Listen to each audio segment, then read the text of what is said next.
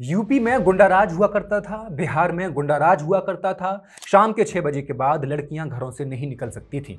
फिर ऐसी सरकार बनी जो गुंडों के एनकाउंटर करने के नाम पर अपने राजनीतिक दुश्मनों को खत्म करती रही और नाम दिया गया कि गुंडाराज खत्म किया जा रहा है। लेकिन सच ये है कि भाजपा की सरकार में आज गुंडाराज अपने चरम पर पहुंच चुका है। योगी आदित्यनाथ ये कहते हैं, राह चलती हुई किसी बेटी के साथ अगर किसी ने छेड़छाड़ करके उसकी सुरक्षा में सेंध लगाने का कार्य करे किया तो अगले चौराहे पर उस ओहदे का इंतजार यमराज कर रहा होगा। लेकिन महिलाओं के खिलाफ क्राइम्स में यूपी सबसे अव्वल आता है। सरकारी रिपोर्ट खुद ये कह रही है। हाथरस में एक बच्ची के साथ जो हुआ उसे कौन भूल सकता है। एनसीआरबी के आंकड़े तो सरकारी होते हैं ना। क्राइम के मामलों में यूपी क्यों अव्वल आया है? क्या एनसीआरबी रिपोर्ट भी सोरोस के पैसे से बनाई जाती है? जिस प्रेस फ्रीडम इंडेक्स की इस पत्रकार ने बात की, उसकी फंडिंग भी जॉर्ज सोरोस के इसी एनजीओ से आती है। जब सत्ता में अनपढ़ लोग और मीडिया में चाटुकार बैठे हों तो राष्ट्र में क्राइम बढ़ता है, डॉलर का दाम भी बढ़ता है, बेरोजगारी बढ़ती है, महंगाई बढ़ती है और धर्म के नाम पर लड़ने वालों की जमात भी बढ़ती है।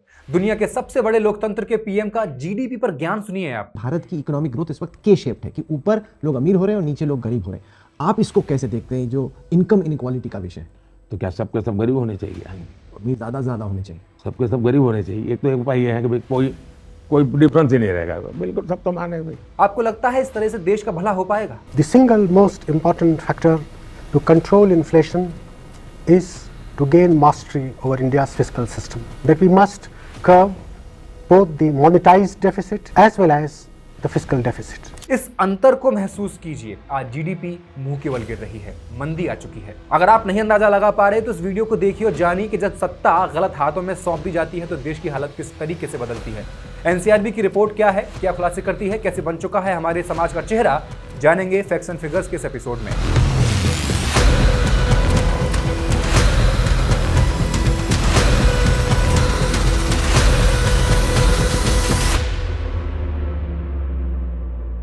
नमस्कार, मैं हेमंत और आप मॉलिटिक्स देख रहे हैं। एनसीआरबी की क्राइम इन इंडिया रिपोर्ट 2024 आ चुकी है।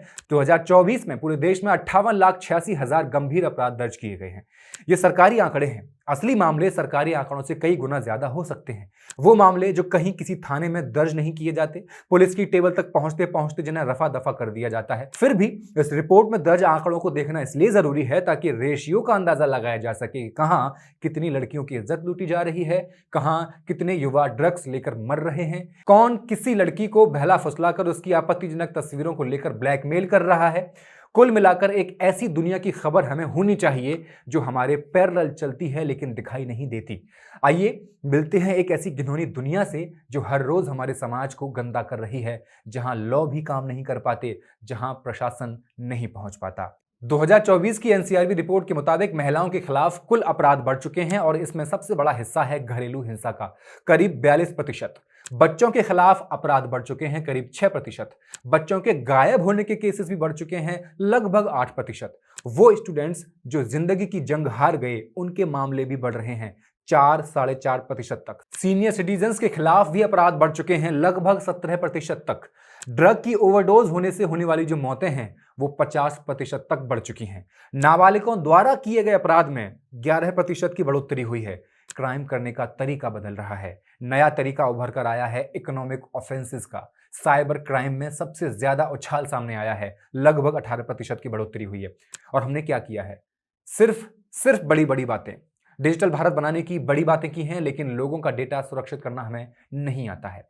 प्रधानमंत्री जहां रहते हैं वो शहर दिल्ली है और दिल्ली क्राइम कैपिटल बनकर उभरा है। दिल्ली के अंदर आज भी रोज 500 चोरी के केसेस दर्ज किए जाते हैं, रोज। यह है हमारा डिजिटल भारत। सीसीटीवी हर जगह लगे हुए हैं, फिर भी चोरी और लूटपाट आम बनी हुई है।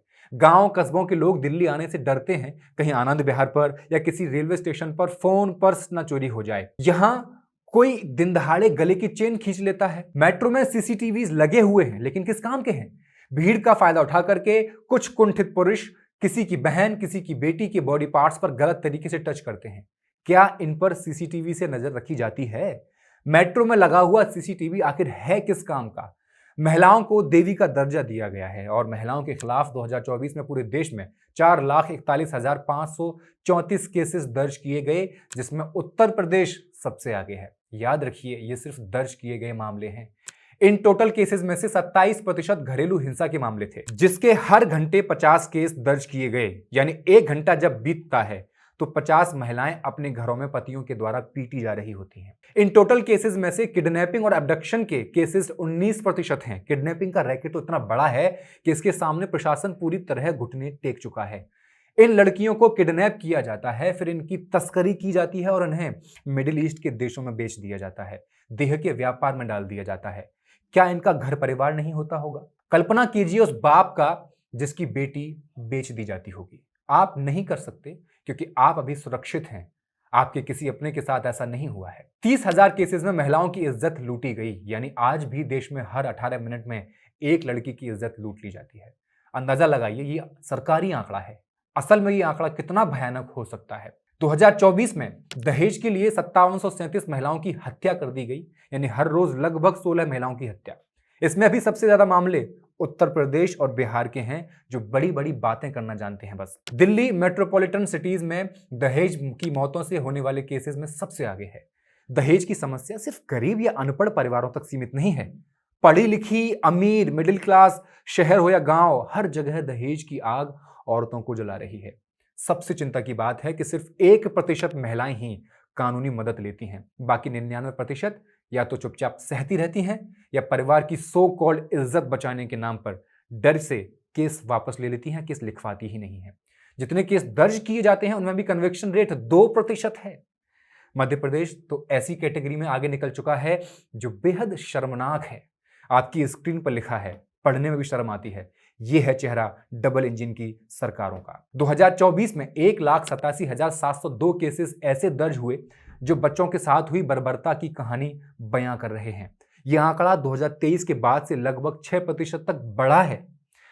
कम कुछ नहीं हो रहा है, सब बढ़ रहा है। हर दिन औसतन 514 से ज्यादा बच्चे किसी न किसी अपराध का शिकार होते हैं। इसमें भी सबसे ज्यादा खराब हालत डबल इंजन की ही है। महाराष्ट्र, उत्तर प्रदेश, मध्य प्रदेश। मेट्रो सिटीज में भी दिल्ली सबसे ऊपर है, 3 इंजन की सरकार। पॉक्सो एक्ट के तहत 69,000 से ज्यादा केस दर्ज हुए, जो कि बच्चों के खिलाफ हुए अपराधों का 37% है। इसका मतलब बच्चों पर हो रहे हर 3 में से 1 अपराध यौन शोषण का है। पॉक्सो एक्ट में भी सेक्शन 4 और सेक्शन 6 यानी पेनिट्रेटिव सेक्सुअल असॉल्ट के 44,126 केसेस थे। इसका मतलब जानते हैं आप? किसी बच्चे के साथ जबरदस्ती या गलत तरीके से शारीरिक यौन संबंध बनाना। इसमें 96.6% मामलों में अपराधी बच्चे के नजदीकी का वो कोई आदमी होता है, जान पहचान का, जैसे कोई दोस्त हो सकता है, रिश्तेदार हो सकता है, पड़ोसी हो सकता है या कोई ऑनलाइन दोस्त। मैं जिस पैरेलल दुनिया की बात कर रहा था जो गंदी है, वो यही दुनिया है। कल्पना कीजिए, आपके बच्चों के लिए घर, मोहल्ला, स्कूल, कोचिंग सेंटर्स, रिश्तेदारों की घर, हर जगह खतरा मंडरा रहा है। वो लोग जिन पर आप भरोसा करते हैं वही आपके बच्चे के साथ ऐसी घिनौनी हरकत को अंजाम दे रहे हैं। 14,488 मामले ऐसे थे जहां बच्चों ने जिंदगी से हार मान ली। यह आंकड़ा 2023 से 4.3% बढ़ा हुआ है। 2024 में हर दिन औसतन 40 छात्र अपना जीवन खत्म कर रहे थे। इसके मुख्य कारण एग्जाम फेलियर्स और academic pressure. NEET paper leak हुआ है तब से हर तीसरे चौथे दिन एक खबर आ जाती है बच्चे की। इसके साथ ही मिसिंग चिल्ड्रन के केसेस भी लगभग 8% बढ़ गए हैं। इनमें से बहुत सारे बच्चे ट्रैफिकिंग के शिकार हो रहे हैं। ट्रैफिक सिग्नलों पर भीख मांग रहे बच्चे भी ऐसे ही बच्चे होते हैं जिनको खरीद लिया जाता है, गायब कर दिया जाता है। नाबालिगों द्वारा किए जा रहे अपराधों पर नजर डालें तो बेहद चौंकाने वाले आंकड़े सामने आते हैं। 2024 में पूरे देश में नाबालिगों द्वारा किए गए अपराधों के कुल 34,878 मामले दर्ज हुए, जो 2023 के मुकाबले 14% ज्यादा थे। नाबालिगों द्वारा यौन शोषण के 1,067 मामले दर्ज हुए और हत्या के 1,120 केसेस। इसमें से 77.7% नाबालिग अपराधी 16 से 18 साल के बीच के हैं। स्कूल यूनिफॉर्म में घूमने वाले बच्चे भी गैंग फाइट, सेक्सुअल क्राइम्स और हिंसा में शामिल हो रहे हैं। ये कोई बेघर या अनाथ बच्चे नहीं होते, इनके परिवार होते हैं। अभी हाल ही में हुई दिल्ली और नागपुर की घटनाएं इसका जीता जागता एग्जाम्पल हैं। जनवरी 2026 में दिल्ली के भजनपुरा में महज 6 साल की बच्ची को 3 नाबालिग लड़कों, जिनकी उम्र 10 साल, 13 साल और 14 साल बताई गई थी, उन्होंने मिलकर के सामूहिक यौन शोषण किया। नागपुर में एक 22 साल के युवक की क्रूर हत्या नाबालिग लड़कों के गिरोह ने कर दी। इसका कारण क्या हो सकता है? ये बच्चे सब कहां से सीख रहे हैं? इसका सॉल्यूशन क्या है? इसका कोई पुख्ता सॉल्यूशन सरकार के पास तो नजर नहीं आ रहा है, न ही सरकार इसके बारे में सोच पा रही है।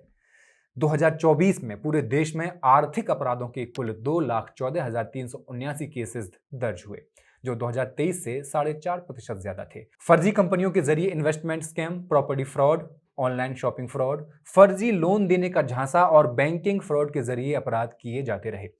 2024 में पूरे देश में कुल 1,19,28 साइबर क्राइम्स के केसेस दर्ज किए गए, जो पिछले साल के मुकाबले करीब 18% ज्यादा थे।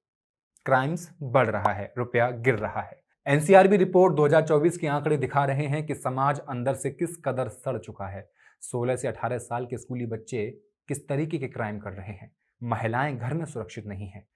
एनसीआरबी 2024 के आंकड़े सिर्फ एक रिपोर्ट नहीं है, बल्कि हमारे समाज का एक नमूना भर है, जिसकी असली तस्वीर शायद कभी सामने आ पाए, और अगर आई तो आप देख नहीं पाएंगे। वीडियो कैसा लगा कमेंट सेक्शन में लिखकर बताएं। दोस्तों के साथ शेयर करें, घर परिवार वालों को अवेयर करें। पॉलिटिक्स को सब्सक्राइब कर दें। बहुत बहुत शुक्रिया।